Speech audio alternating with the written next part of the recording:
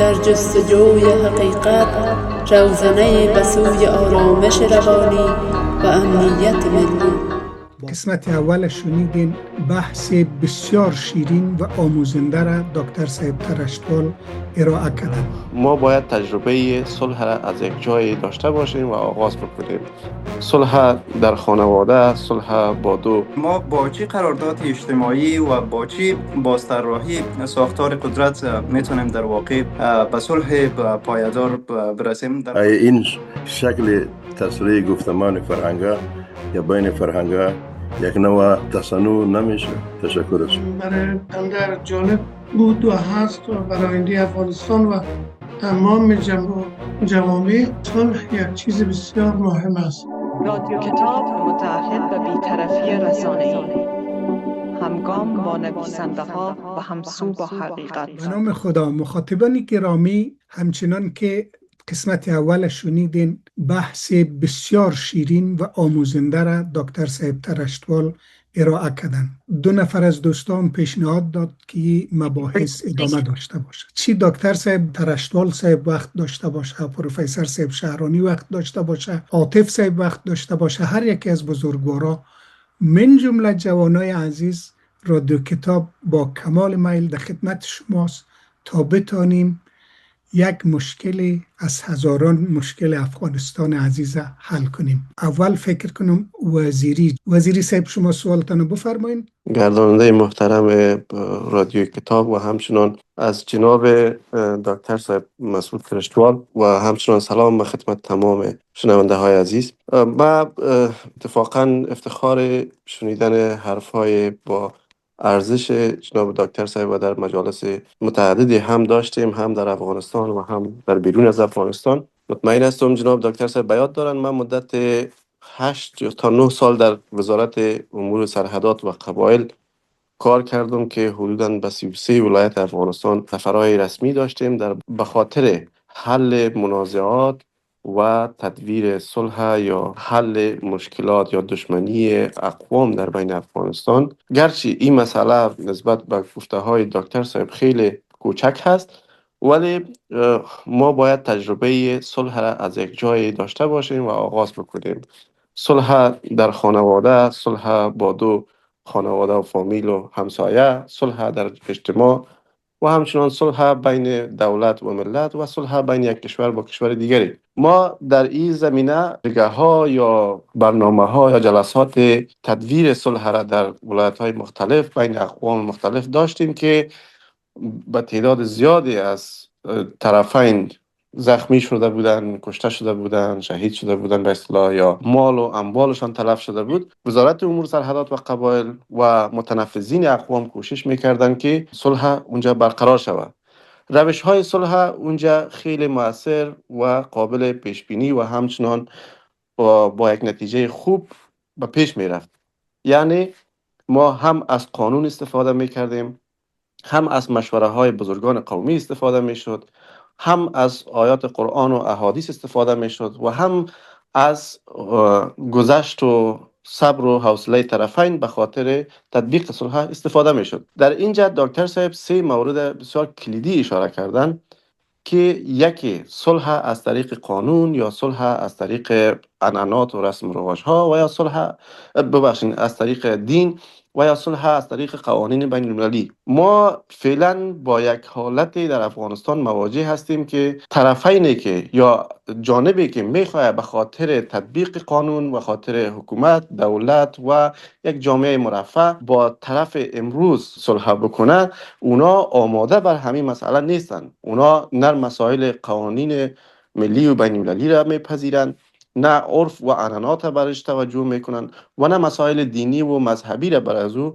ارزش قائل میشن. آنچه که خود اونا بگویند همو منافعشان تموین شوه، همو را اونا میپذیرند. گروه طالبا که امروز حاکمیت افغانستان را به اختیار داره و با قوت‌های ناتو که به سرکردگی ایالات متحده آمریکا در دوحه به حل منازعه صلح پیوستن، 3 روش به کار بردن: روش سختگیرانه، روش متوسط و روش خیلی نرم، که هر 3 روش متاسفانه بعد از پروسه صلح به کارآمد نداشت و گروه طالبان حاکمیت به دست گرفتن و بالاخره ما به این حالت رسیدیم.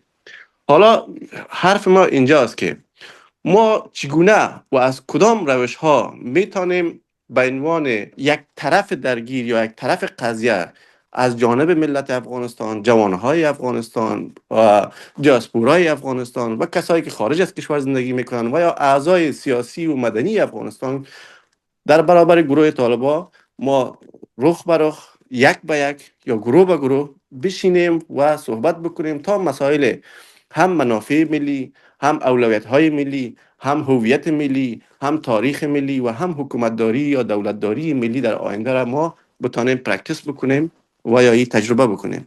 سوال من همین قدر بود. تشکر از شما. تشکر جوان عزیز وزیری صاحب. قادری صاحب نوبت شماست، بفرمایید. تشکر جناب محسنی صاحب گرامی. با تقدیم سلام و حرمت به محضر گرامی جناب استاد معظم و همه بزرگوارانی که اینجا حضور دارند، از صحبت‌های علمی همه جانبه و موردی جناب استاد نهایت استفاده کردیم و آموختیم. همان گونه که جناب استاد معظم شما اشاره کردیم که یکی از علت‌های اساسی به منازعه و خشونت در جامعه متکثر و ناهمگونی افغانستان ساختار قدرت، تمرکز قدرت و انحصار قدرت است و از زمان دور تا اکنون ما در افغانستان متاسفانه در یک سیاست هویتی قرار داریم تا به یک سیاست شهروندی.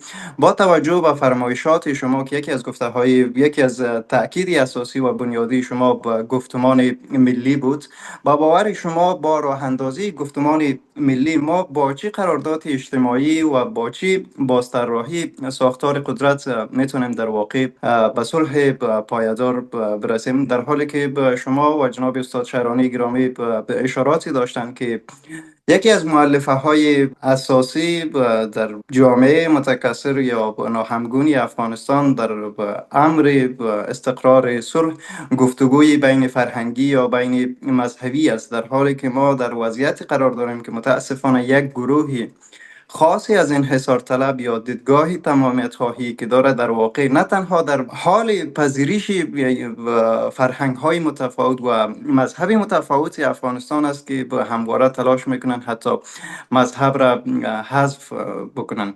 بسیار زیاد سپاسگزارتان. تشکر. به امید موفقیت های روزافزون جوانای عزیز. انجینر صاحب محسن مایک در خدمت شماست، بفرمایید. تشکر بسیار زیاد. ما هم به نوبه خود سلام های خود را به تمام دوستان تقدیم میکنم. از دکتر صاحب ترشتوال تشکر میکنم. برای بسیار موضوع بسیار مهم و خوبی را مطرح کردن. سوال ما شاید مشابه دیگه پرسش کنندگان باشه، مثل که در پیشتر گفتن و تقریبا یک بنیاد و یک اساس داره تمام سوالات، چون جامعه افغانستان اینمی قسم یک جامعه است که درد همه ما و شما شریک است. شما از تکثر فرهنگی گفتین و این حتما یک چیزی واضح است که است، لیکن ما نفهمیدم که اشتی نمودن فرهنگای مختلف با کدام بنیاد باید صورت بگیره. این فرهنگ‌ها را چه قسم اشتی بسازیم؟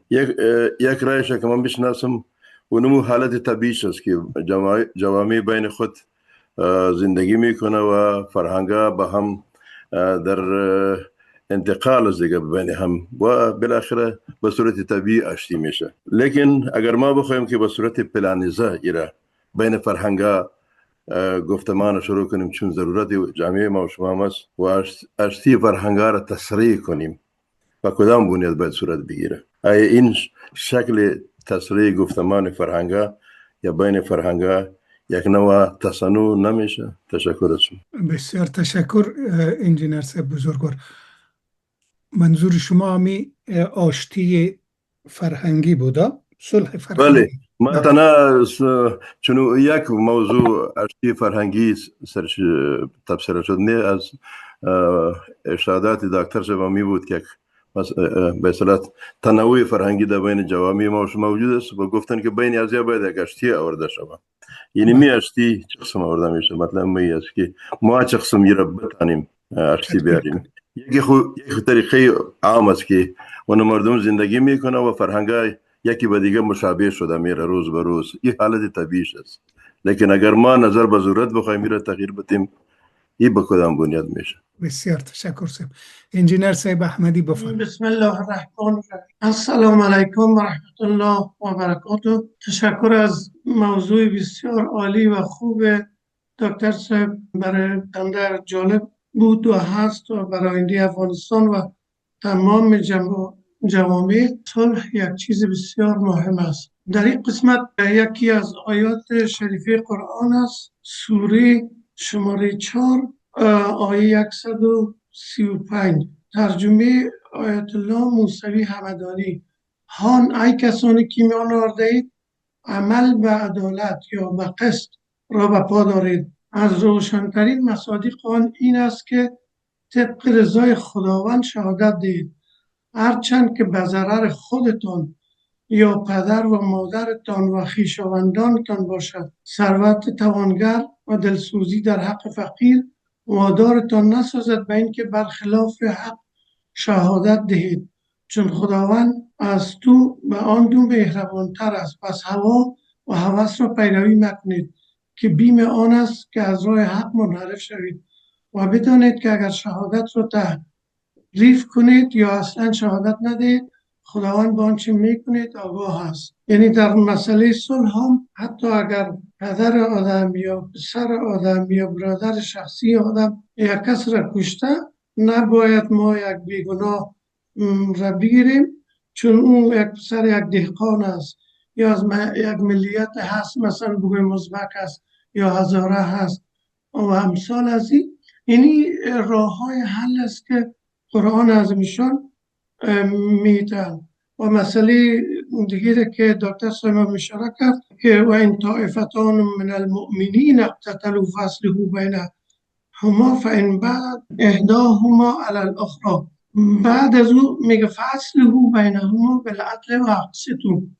یعنی آدم به هر صورت دقیق قسط و عدل پیاده کنه و قسط و عدل پیاده کردنش یعنی قانون قسم بسازه که در اونجا مثلا اگر کل سیدا باشه رول بازی نکنه، اگر کل هزارا باشه رول بازی نکنه، اگر کل ازبکا باشه. یعنی ما افغانستان قسم ببینیم که اینا کل گلای یک باغ افغانستان است. خداوند اختلاف رنگ و قواره و زبان یا را گذاشته و یکی از شرایطش خداوند میگه اگر وقتی کسایی که بحث میکنن جادل هم باللتی هی احسن، یعنی شخصیت متقابل هیچ بیارزش نداره. در جوامعی که ببینید مثلا آلمانا فرض کنیم خدا یک کمک شاید نسبت به غیر آلمانا بهتر بدانن، البته آلمانای خراب میگن نه ای که آلمانای ورزیده و خوبه. این رقمی در افغانستان هم فرق نمیکنه که کی هست و اینام از جمله آدمای مصلح باشه، فهیم باشه و حلیم با جیمی باشه که یعنی احساساتی و جاهل نباشه. تشکر انجینر صاحب. بسیار خوب. یک سوالم در واتساپ ما آمده، او را بعدا میخونم. دکتر صاحب شما میتونین سوالای مرا ندیده بگیرین، دو سوال مرا و سوال سایر دوستا بپردازین که برسیم. فعلا نیم ساعت دیگه داریم. بفرمایید. عرض ارادت و احترام مجدد خدمت همه بزرگواران. سپاسگزار هستم از شفقت جناب پروفسور صاحب شهرانی و همه جوانا و شخصیت های معززی که در برنامه تشریف دارن و لطف دارن. من مطالبی دارم که یادداشت داشتم حقیقتا به خصوص بحثایی که برای مکانیزم های تطبیقی به خصوص بود و اما و سوالات بسیار خوبی هم مطرح شد. من اجازه بدین که من اشاره به سوالات داشته باشم. از صحبت جناب احمدی سپاسگزار هستم، نکته نظرات خوبی را در پرتو آموزه های دینی اشاره داشتن. سوال جناب انجینر صاحب محسنی بود که چگونه میشه این آشتی فرهنگی ایجاد کرد. من از آخر به سمت اول میرم. خود جای بحث زیاد داره اما به نظر من چند مکانیزم مهم برای تحقق آشتی فرهنگی وجود داره. یک، به رسمیت شناسی هویت های همدیگر است. اولین گام در این مسیر عبور از انکار، حذف، تحریف تاریخ و به حاشیه راندن همدیگر است. درج تنوع در اسناد رسمی است. پذیرش چند صدایی، چند زبانی و چند فرهنگی است. بازتاب هویت‌ها در همه ساختارهای قدرت، ساختارهای سیاسی، ساختارهای فرهنگی و مدیریتی است. ایجاد فضاهای گفتگوی بین فرهنگی است، پلتفرم‌های میانگروهی، فکری و دانشگاهی و پوهنتونی و همینطور گفتگوهای در سطح محلی. یعنی که ما تصورات منفی متقابل را به فهم متقابل باید تبدیل کنیم.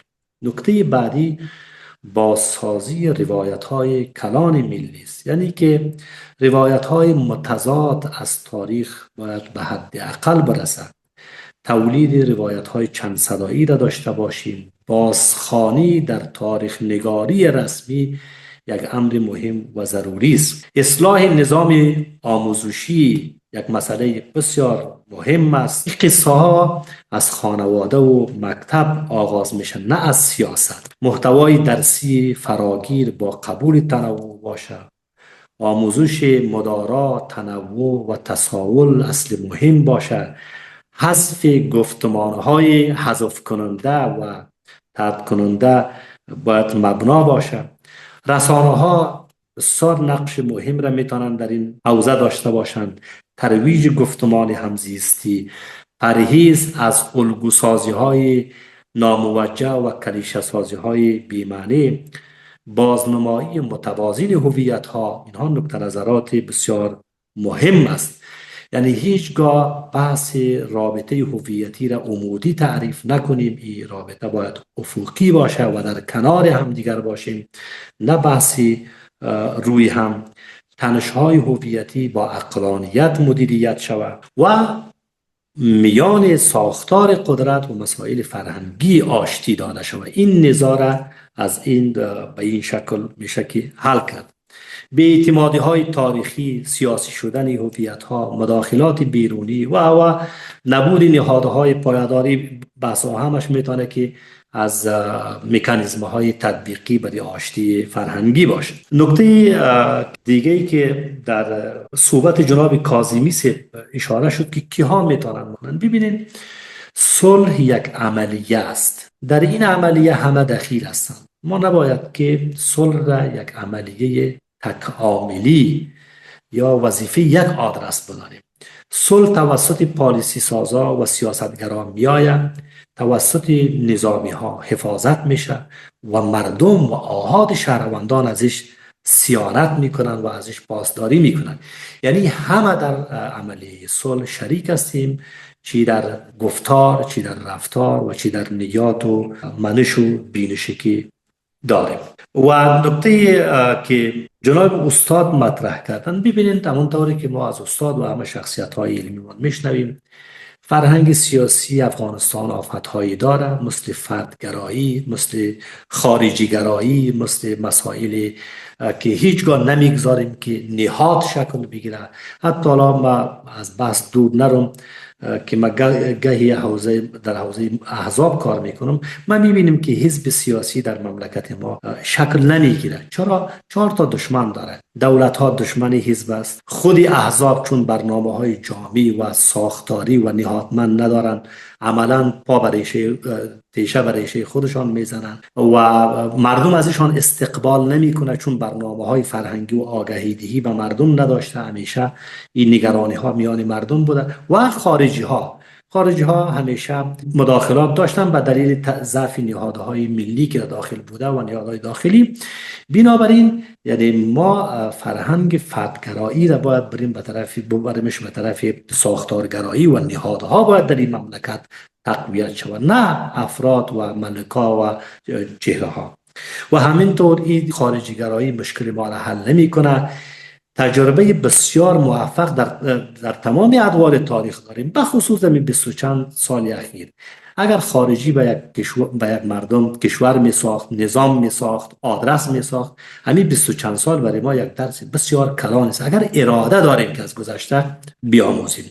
ولی کشورمون به یک کشور گل و گلزار تبدیل میشه. ولی امروز میبینیم که ما یک وضعیت بسیار آشفته داریم. در داخل فقر وجود داره، فرسایش نهادها وجود داره، بی‌اعتمادی به اوجش رسیده و در بیرون هم این وضعیتی که به هر صورت نگاه داریم و میبینیم. نکته دیگه ای که ما در همین جا میخوام عرض بکنم که چرا منبع قدرت در داخل کشور همواره خارجی گرایی بوده یا خارجی ها بوده و چرا این خارجی گرایی در ذهن ما و در رفتار ما هی داره جناب استاد باز تولید میشه.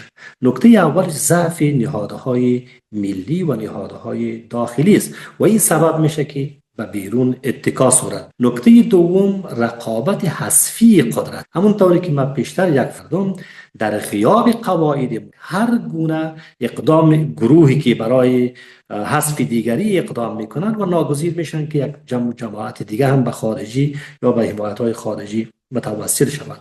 تاریخ مداخلات خارجی در کشور ما طولانی است و این الگو متاسفانه حالا به یک عادت سیاسی هم. نکته پایانی دیگری از جناب سیاستگران ما متاسفانه هیچ اعتماد به نیروهای داخلی و به حمایتگرای خودشان حتی ندارن. شما در بازی‌های انتخاباتی حتما دیدین و همه شاهدیم که بجای این که چون اینا نالایقن، بجای این که حمایت درونی را بر رخ بیرون بکشن، هی به خارجی ها بگن که شما به ما دیکته نکنین چون ما حمایت مردم داریم.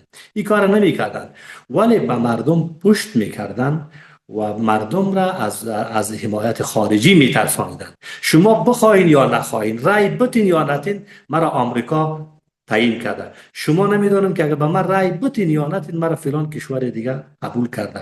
یعنی این افتخار به افتادن به دامهای استخبارات و این خارجیگرایی متاسفانه به یک عادت سیاسی، یک امتیاز و یک افتخار تبدیل شده و این نشانه از بازیگران مریض و متاسفانه نامتعهد به منافع ملی است. دو تا نکته دیگر هم در پاسخ به پرسش‌ها عرض میکنم نمانه و با پس میرم. دکتر صاحب با اجازه ما یک سوال یک دوست مرا موظف کرده که بخونم خدمت شما، امورم میخونم بعد شما ادامه بدین. ببخشید که صحبت شما رو قطع کردم. ایشان آقای محسنی است از کابل، به دلیلی که اولادایش استراحت گپ زدن نمیتونه، گفته شما وقتی از اکثریت افقی صحبت میکنید دقیقاً مکانیزم عملی آن چیست؟ در لحظه تصمیم گیری اگر میان گروه ها اختلاف باشد چه کسی و بر چه اساسی تصمیم نهایی را میگیرد؟ اگر اکثریت افقی قرار است از سلطه یک گروه جلوگیری کند چگونه مانع از آن می شود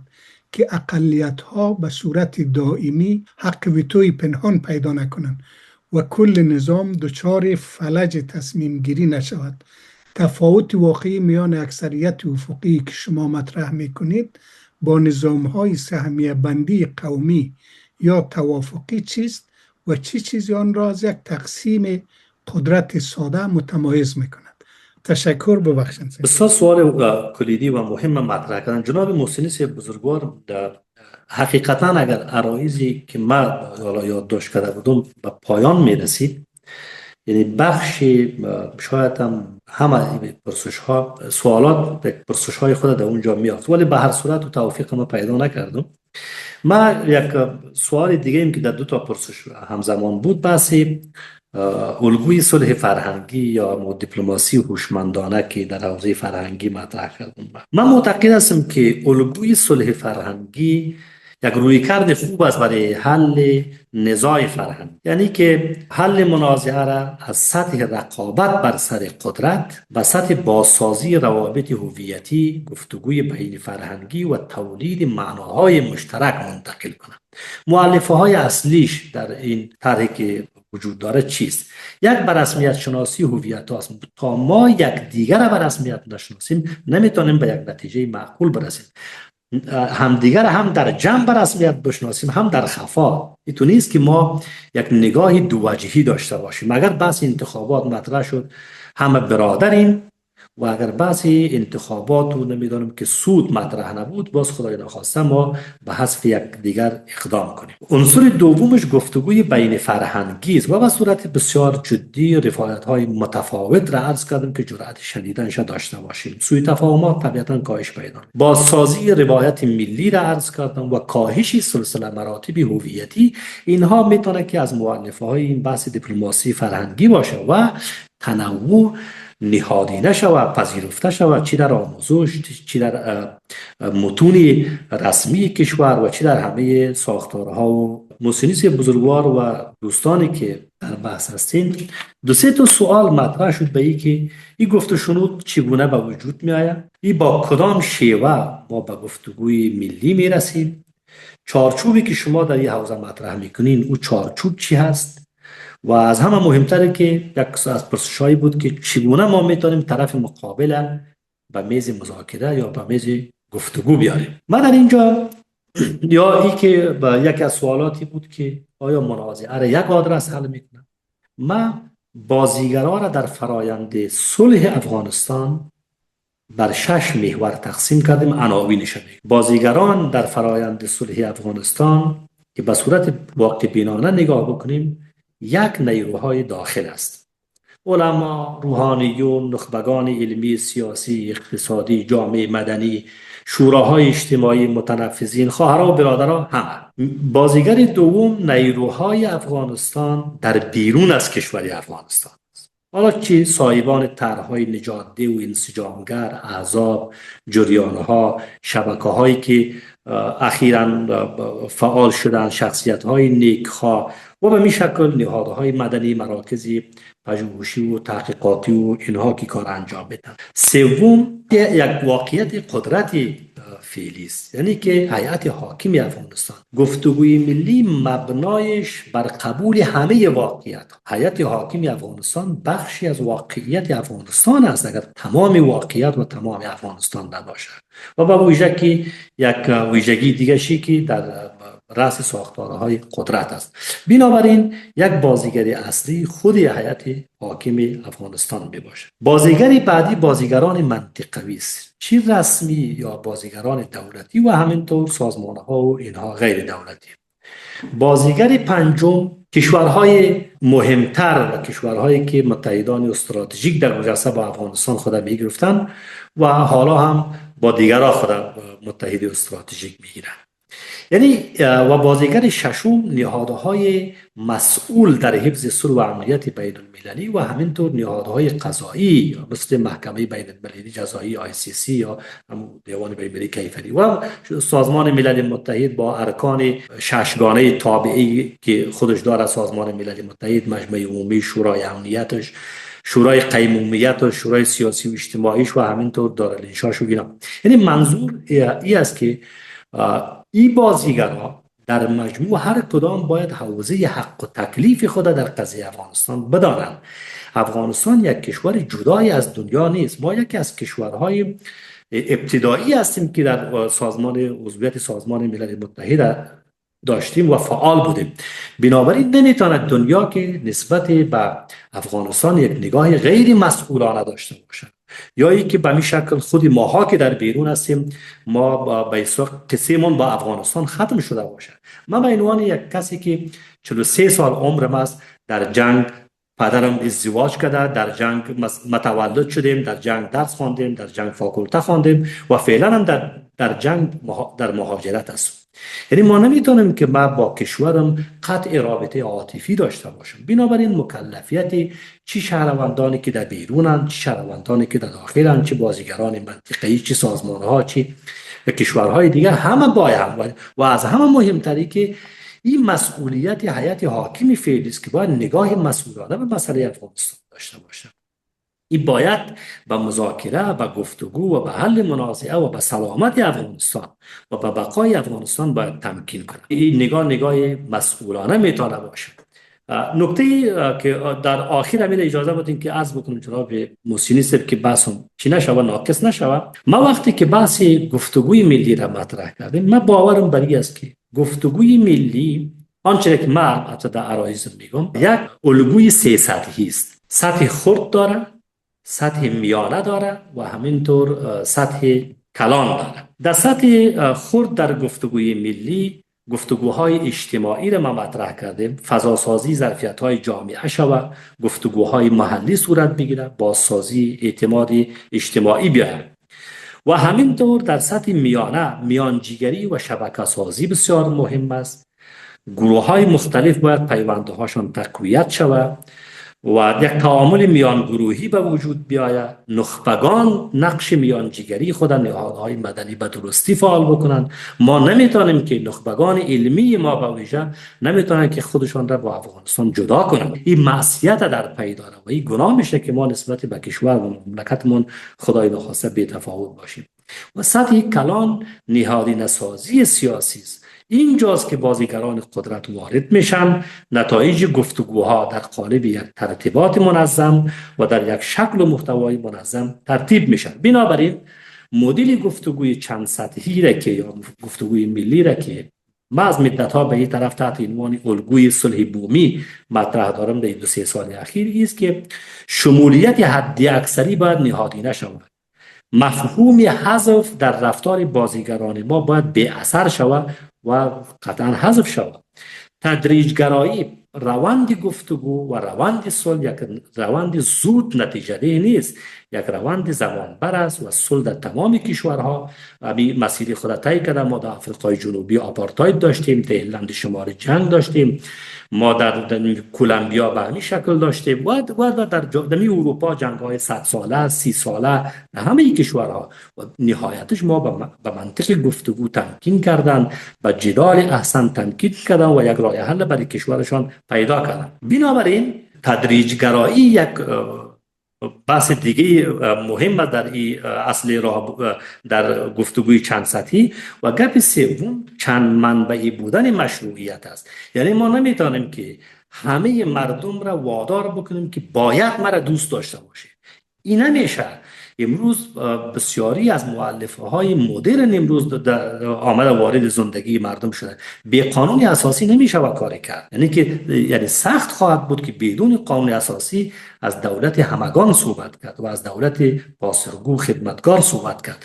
یا مثلا انتخابات قدرت باید به مردم باز بگردن، مردم نقش لازم را در تعیین سرنوشتشان و همین دور آزادی هایی که وجود داره و تفکیک سطوح منازعه باید تفکیک شود که ما در چه سطحی از منازعه قرار داریم. چرا هر سطحی از منازعه یک راه حل خود می داشته باشه. به هر صورت صحبت‌های من در آخرا با معذرت هم به عجله شد و هم پراگنده شد. خب در پایان میخوام بگم که افغانستان در وضعیت فعلی در یک نقطه عطف قرار دارد. یا تداوم منازعه در چارچوب مسائل بحث‌های انحصاری و یا گذار به یک نظم مشارکتی در بستر تکثر که قطعا انتخابی همه ما و شما و شخصیت‌های دلسوز چی در داخل چی در بیرون گذار به یک نظم مشارکتی در بستر تکثر است و این گزینه دوم یک گزینه مطلوب است. به هر صورت من یک بار دیگر از جناب شما و همکاران عزیزی که در بحث اشتراک کردند سپاسگزار هستم، تشکر میکنم. این وعده را برای شما میتونم که تا 3 روز آینده این بحث ها را اگر تانستم جمع جور بکنم و همین را به صورت مکتوب نشر بکنم. فقط با همین بیتی از حضرت ابوالمعانی صحبت ما به پایان میبرم که کاش رنگ عالم موهوم در هم بشکند، کاش رنگ عالم موهوم در هم بشکند، تنگ شد بیدل به جنگ لشکر تصویر صلح. و السلام علیکم و رحمت الله و برکاته. بسیار تشکر دکتر صاحب بزرگوار. من فکر میکنم نیاز است که شما یک جلسه دیگر هم زحمت بکشین، وقت بگذارین بیاین فرمایشاتتان در کرسی بشونه. امروز هم و ای که ما گاگای فرمایشات شما رو قطع کردم، خیلی عذر میخوایم به خاطر ضیقی وقت. یک نفر به نام غفور کریمزاده خود مفصلا معرفی کرده از آلمان. به خاطر که وقت خیلی تنگ شده ما از خواندن معرفی نامه از این صمیمانه عذر میخوایم. اینا میتونن قدم ارتباط بگیره و خودشون بیای سمینار ارائه کنه. گفته که افغانستان کشوری با تنوع گسترده قومی، سیاسی و فکری است و بدون ایجاد توازن و هماهنگی میان این بخش‌ها رسیدن به ثبات پایدار دشوار خواهد بود. به همین دلیل ما در حال کار روی ایجاد یک پلتفرم گفتگو در اروپا به ویژه در برلین هستیم تا نمایندگان حوزه‌های مختلف از جمله سیاسی، اقتصادی، امنیتی، پارلمانی و اجتماعی در یک چارچوب منظم گرد هم آیند. تلفن خدا اونجا نوشته میکنم، شما باز تماس بگیرین، یک جمع هستین، بیاین رادیو کتاب برای می کار است دیگه، در خدمت شماست. پروفسور صاحب بزرگوار، معذرت. نه مشکلی نیست. مهربانی صاحب بفرمایید. من فقط میخواستم اظهار بکنم و دکتر صاحب بازم جوابایی که ارائه کردن جوابای بسیار خوب و منظمی بود. دو موضوع را من میخواستم خدمتشون عرض بکنم. یکی که در این 4 سال 5 سال گذشته بسیار تلاشای دوام داشته برای داشتن یک گفتگوی ملی، اما نتیجهش هم بگیم آگاه هستیم که به کجا رسیده. یکی از امیدوار کننده ترینش که بازم بر شما در چند وقتی پیش در لندن گفتم، روند ویانا است. اما امور هم در پلویش ما داریم گفتگوهای موازی خلق شده روان است. نه ای که ما چیزها را نزدیک بسازیم روی یک برنامه‌ای که ترتیب شده بشینیم امور را بهتر بسازیم، در پلوش میخوایم یک چیز دیگری را قرار بدیم. این مشکل ما در افغانستان از لحاظ تمکینی و اصطلاح چطور میتونیم حل بکنیم؟ و مسئله دیگه که بسیار مربوط به موضوع است، ما قانون اساسی داشتیم، قانون اساسی بدی نبود از لحاظ خصوصا حقوق انسانی و حرفا، اما هیچ کس تمکین نکرد به او قانون. این مشکل تمکین، ما قرآن کریم همگی ما باش، همگی ما خونیم کم و بیش که آشنا هستیم، امونایی که آشنا هستن امونا هم تمکین نمی کنن. اونایی که کمتر میفهمن خب مشکل دیگه است. ما چطور بتونیم اینمی به اصطلاح انگلیسی گپ ما بین اون چیزی که گفته میشه یا چیزی که همگی ما با آشنا هستیم یادم داریم اما با او عمل نمی کنیم. یک مشکل کلانی افغانستان همی بوده. آن مسئله آخری، شما روی سیاست اقتصادی یا سیاست اقتصادی دولت در افغانستان حرف نزدین. یک واقعیت در جامعه که با او همگی ما آشنا هستیم همیست که کسایی که مالیه نتن در یک دولت و از طریق مالیه از اونا حکومت عمل نکنن، اونا نمیتونن در تصمیم گیری های سیاسی نقشی داشته باشن.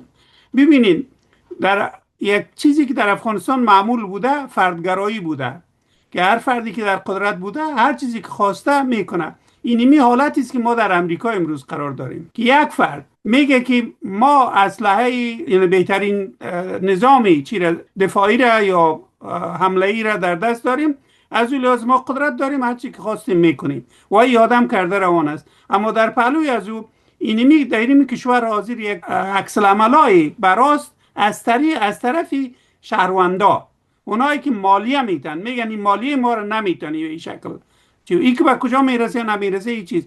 اما مشکل اساسی در افغانستان همی بوده که ما هیچ وقت حکومت‌های ما به اساس مالیه‌ای که اینا از مردم عموماً او هم هزار فساد دیگه درش بوده جمع نکردن که به اساسی از حکومت بکنن. اما اقتصاد سیاسی حکومتداری در افغانستان همیشه وابستگی به بیرون بوده. تا امروز از سال 1880 تا به امروز بسیار یک مقطع کمی در تاریخ افغانستان هست که وابستگی بیرونی کسی را به قدرت نگاه نکرده باشه و اونایی که نتونستن اون را بیارن قدرتشون دوام نکرد، از بین رفتن، حذف شدن. دیگه ما اینمی مشکل ما چطور میتونیم حل بکنیم؟ بازم مسئله تمکین هست، چطور ما بتونیم از حالتی به اصطلاح خیالی بتونیم بر یک حالت واقعی اجتماعی که در او اقتصادی سیاسی دولت ما تحول پیدا بکنه و ما بتونیم. من نمیگم که ما امکانی از این وجود نداره در افغانستان که ما بتونیم اقلا در یک مدتی خود بتونیم خودکفا بسازیم، اما امکاناتی اونو خودکفا ساختن تا هنوز وجود نداره و در آینده نزدیکم اقدر امیدوار کننده نیست. امیر میخواستم روش اگر تبصره بکنیم. تشکر استاد. دکتر صاحب بفرمایید. خواهش میکنم جناب استاد همه ما هستند، خودشان صاحب نظرند، ای که میپرسند شفقت میکنن و درک میکنم. جناب پروفسور صاحب، بله مشترکاً ما و شما شاهد هستیم که تلاش های زیادی صورت گرفتیم و خصوص پس از 2022 روندهای شکل گرفته، احزاب و گروه های در بیرون و نحوی فعال هستند، کشورها فعال هستند که در بحث موضوع افغانستان به یک مکانیزم معقول برسند.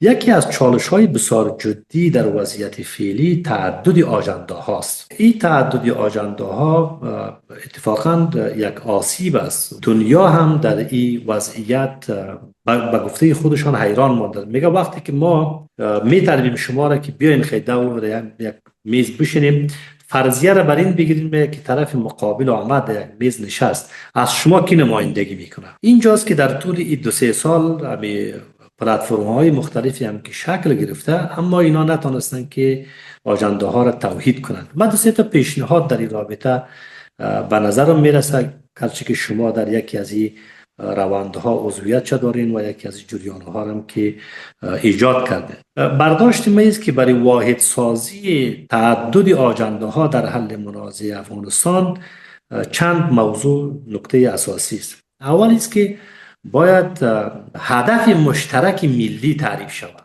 1 2 3 4 و تمام طرحها یک جا شود و ببینن که در کجاها مشترکن، به اهداف ملی را چگونه تعریف کردن. طبیعتا هر یک از طرحها یک تعریفی می داشته. بنابراین تعریف هدف مشترک ملی شد در سنگ بنای کاری باشه که آژندای مشترک تشکیل بوده، یا مو یک چشماندازی واحد برای صلح پایدار، برای نظام مشروع، برای عدالت اجتماعی. اینا. نکته دوم دستبندی آژنده هاست. آژنده ها را به محورهای کلان تقسیم کنند. آژنده های سیاسی، آژنده های اقتصادی، امنیتی، اجتماعی و فرهنگی. این هم کار را ساده تر میکنه و از تشتت و پراگندگی جلوگیری میکنه. نکته سوم که به ذهن من میرسه اولویت بندی توافقی است. یعنی به این معنا که باز هم تاکید میکنم که یک گفتگوی میان گروهی شکل بگیره و یک اجماع نسبی در مباحث وجود داشته باشه. یعنی ما رفتارهامون واکنشی نباشه. قصه معلوم است و ما روی چی میخوایم صحبت بکنیم، اما اولویت های بسیار مهم روی موضوع افغانستان به توافق برسه.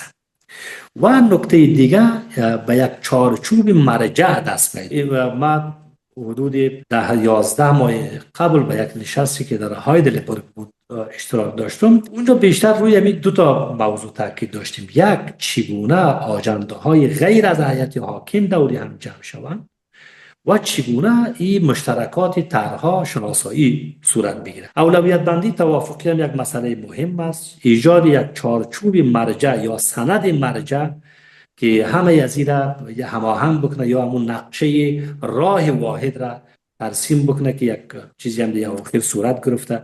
اون نکته مهم است. و از همه مهمتر ما به این باور است اگر امکان داشته باشه این هماهنگیش بدون خارجی ها باشه. یعنی خارجی نیاید نسخه را تحمیل بکنه و پولش هم بده، کنفرانسش هم برگزار کنه، بلیتش هم بده، هتلش هم بده و بگه آژنده بساز. این کار سختی است، این کار هم به نظرم سنگین است.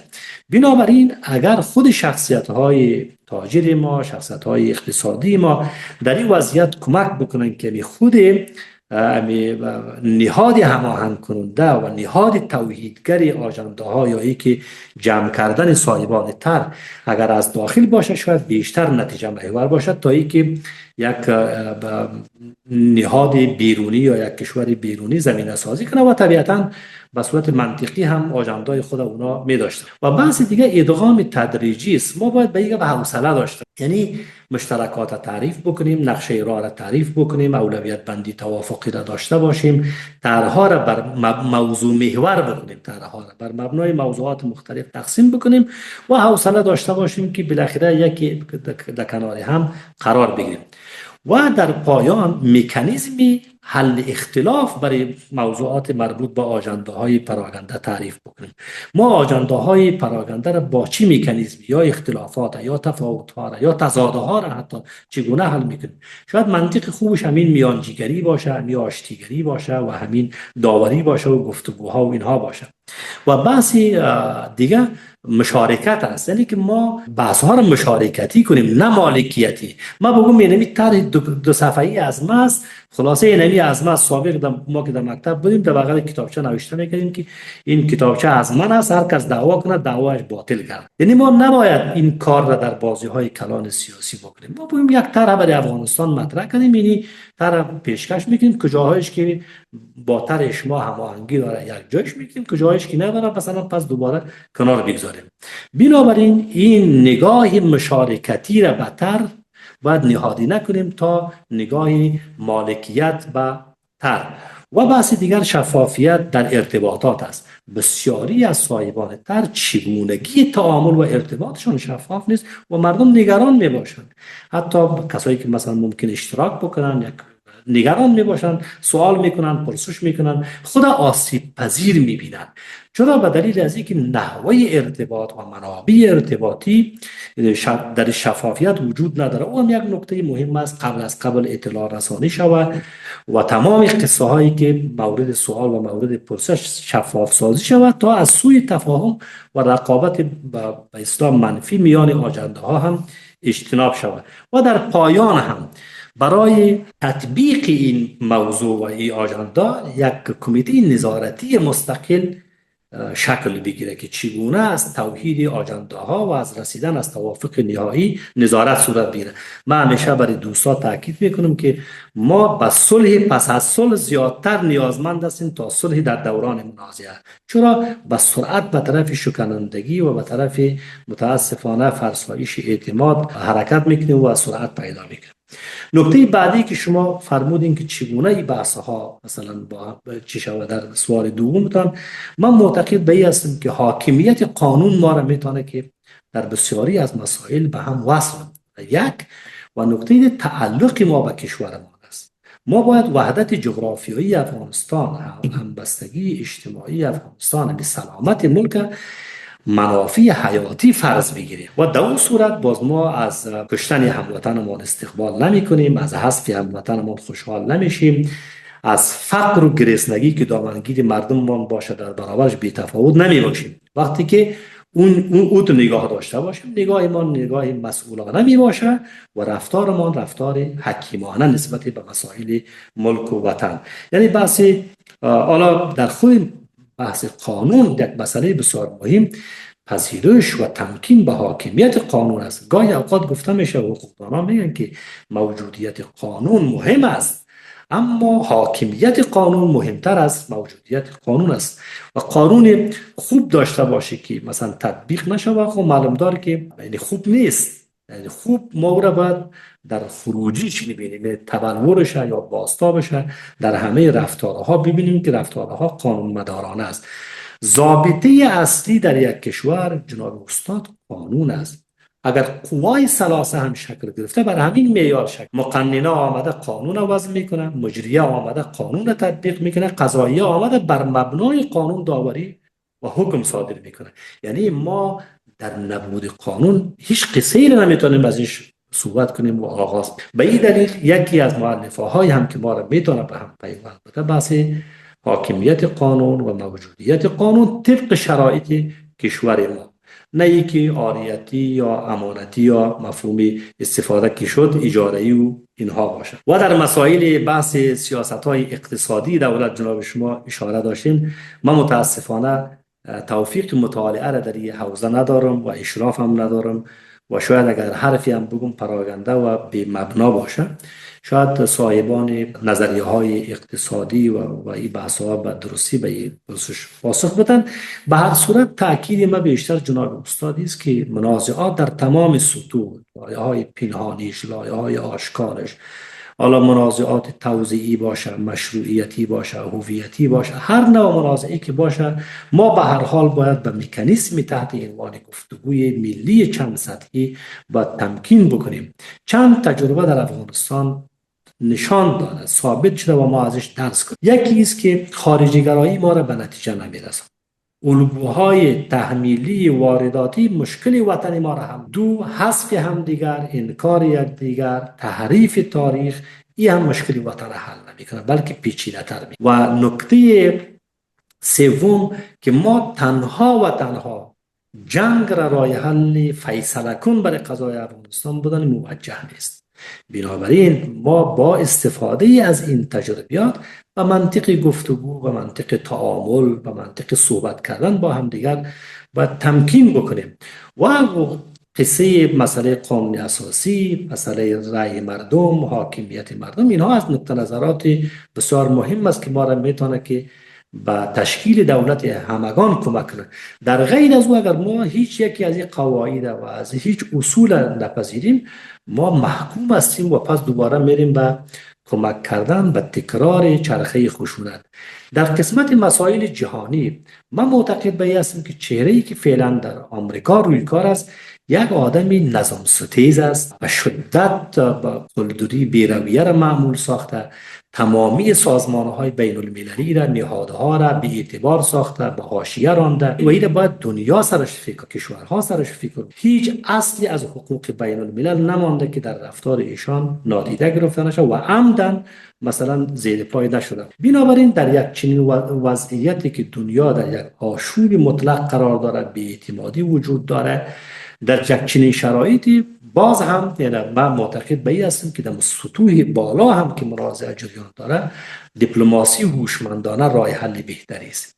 یعنی منطق گفتگو، منطق تعامل سازنده، منطق قبول عقلانیت، چی در کشور، چی در بیرون از کشور، چی در سطح سطوح متفاوتی از منازعه. به هر صورت این که درسی که ما میگیم که گفتگو باید داشته باشیم، منازعه را از طریق حل نرم حل بکنیم، این درس ما از کجا گرفت؟ سه منبع به نظر من جناب استاد داره و دوستان گرامی. یک منبعش است که ما با یک فرهنگ متکی هستیم و با یک فرهنگ منسوب هستیم که این فرهنگ مبنایش تعامل است، مبنایش زندگی با همی است. شما عرفان اسلامی و نظری ما را ببینید، قامت بلند عرفان مولانا را ببینید، حضرت بیدی را ببینید، سعدی را ببینید، تمامی شخصیت ها و چهره های شاخص سرشناس حوزه فرهنگی ما را، تمام فرهنگ هایی که در کشور ما هست نگاه بکنیم، ما میبینیم که از گفتگو، از تعامل و از همدیگرپذیری سخن میگن در سطح ملت ها، نه در سطح. نکته دوم بحث آموزه های دینی ماست. جدال احسن، گفتگو، مذاکره، راه حل و کلشی در آموزهای دینی ما بسیار برازنده و بسیار برجسته است. و گپ سوم تاریخ پیشروی ماست که گذشت. یعنی ما 50 سال شاید به بالاتر، شاید پایینتر، من دقیق نمیفهمم، ولی کلش ما در منازعه. آیا این منازعه جزء رفتار طبیعی و سرشت ماست؟ آیا ما حتما محکوم به میستیم که نسل به نسل منازعه را انتقال بده؟ نه خیر. ما باید اگر یک نسل کوتاهی کرده، نسل دیگر راه حل جستجو کنه، نسل بعدی بیشتر تلاش کنه، نسل بعدی. حالا ما سعیمان و تلاش ما نیست که اگر تلاش های ما و شما و جمع دیگر نتیجه نداد، نسل های بعدی این مسیر ادامه. هر نسل بعدی هم که به نتیجه برسه باز هم یک کاری است که من دل خیرا کفاعله، یعنی که هم ثوابش اجرش برمیگرده به ما و شما. به هر صورت بسیار عذرخواهی میکنم، صحبت ها پراگنده و تیت بود، شما عفو کنین بزرگا و دوستا، همه ببخشین. من از سخنرانی و از صحبت ها و نظریات شما استفاده کردم. آرزو دارم که تمامی منازعات در تمامی سطوح با منطق گفتگو، با منطق تعامل و با منطق همدیگر پذیری و جدال احسن راه حل واقعی خود پیدا کنم. گر خطا گفتیم اصلاحش تو کن، گر خطا گفتیم اصلاحش تو کن، مصبحی تو ای تو سلطان سخن. و السلام علیکم و رحمت الله و برکاته. مفاهیم عمیق، بیان شیوا و کلمات بسیار بجا. جهان سپاسگزاریم دکتر صاحب مسعود ترشتوال، الحق و الانصاف، که چنین ادبیات و چنین دقتی میتونه راهگشای مشکلات لا تعد و لا تحصای افغانستان باشه. انشالله که بازم وقت بکنین، تشریف بیارین و این جمع مشتاق و مشتاقان دیگری که یقیناً بعد از پخش برنامه مستفید خواهد شدن فیض ببرن. خدا را شکر که شما هستین. ما برای همه دانشمندای ما من جمله شما استاد شهرانی و حاضرینی که اینجا تشریف دارن که همه ایشان دانشمند و صاحب نظر و نویسنده و عارف و قرآن شناس هستند، هر کدام در جای خیش برای همه آرزوی توفیق داریم. جوانای گرامی که تشریف آوردین از شما هم سپاسگزار هستم.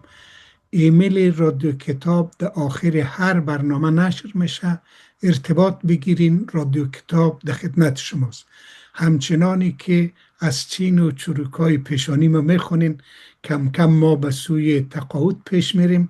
شما بیاین اجرای رادیو کتاب به دست بگیرین تا انشالله افغانستان عزیزه که در قلب همه ما جا داره او را آباد، آزاد و سرفراز ببینیم. یک گپ هم مگه نگویم، عقدمند میشم دکتر صاحب ترشتوال جانا سخن از زبان ما میگویی.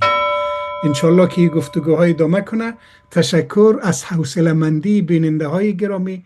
لطفاً با سابسکرایب، لایک، انتقاد و پیشنهاد ما یاری بکنین. و انتقاد دکتر صاحب ترشتوال هم تو شوقی انتقاد است که انتقاد کنین، برش واز میشه. بسیار تشکر، قربان شما. ادبستان، یادآور آداب گفتار و نوشتار درست. درس‌های مختصری از دریای بیکران ادب فارسی. و زودی از رادیو کتاب. رادیو کتاب، نیاز نسل امروز و فردا.